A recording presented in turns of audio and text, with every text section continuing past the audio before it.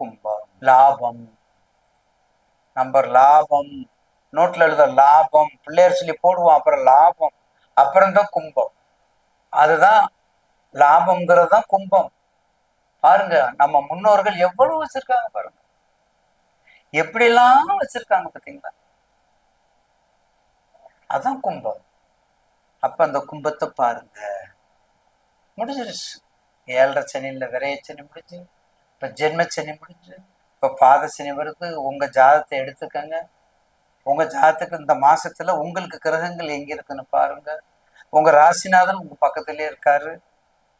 என்ன குடும்பத்துல கொஞ்சம் கவனமாக இருக்கு. ஏன்னா ராகு சூரியன், இங்க வந்து சூரியன் கேதும்.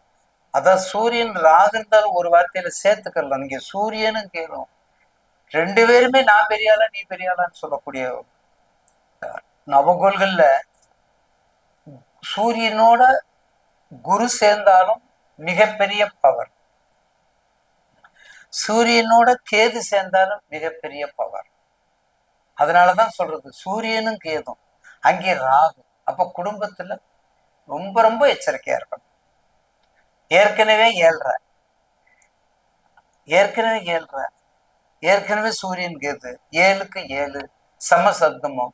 பார்ட்னர்ஷிப்பா இருந்தாலும் சரி, குடும்பமா இருந்தாலும் சரி, குழந்தைகள் இருந்தாலும் சரி, படிப்பா இருந்தாலும் சரி, வெளிநாடு இருந்தாலும் சரி, எல்லாமே தடைகள் ஏற்படக்கூடிய மாதம், மிக கவனமான மாதம் இந்த செப்டம்பர் மாதம்.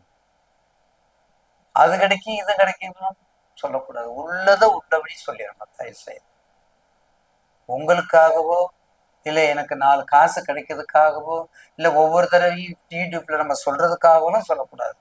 உங்க ஜாதகத்துல என்ன லக்கணம், என்ன தசை, என்ன புத்தி, என்ன நடக்குது, உங்களுக்கும் கோச்சாரத்துக்கும் உங்க ஜனஜாதத்துக்கு என்ன ரிலேஷன்ஷிப் இருக்குங்கிறத விரிவுபடுத்தி அதை வழிகாட்டுதான் அவர் டியூட்டி.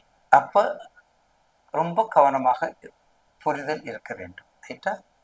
அடுத்தது, கும்பத்துல எந்த வேலை எது வேணாலும் செய்யலாம். சிற்பி வேலை முதற்கொண்டு, மர வேலை முதற்கொண்டு, கருப்பு தானியங்கள், இந்த ஒப்பந்த தொழில் எல்லாம் பார்க்குறோம், இந்த வெளிநாடு ஒப்பந்தங்கள்லாம் பார்க்குறோம், இந்த கிரெடிட் கார்டெல்லாம் பார்க்குறாங்க, இதெல்லாம் கூட செய்யலாம். அதாவது ஒழுக்கத்தோடு இருக்கக்கூடிய தொழில்கள், உள்ளத்தோடு இருக்கக்கூடிய தொழில்கள், உண்மையாக இருக்கக்கூடிய, பொய் சொல்லக்கூடாது,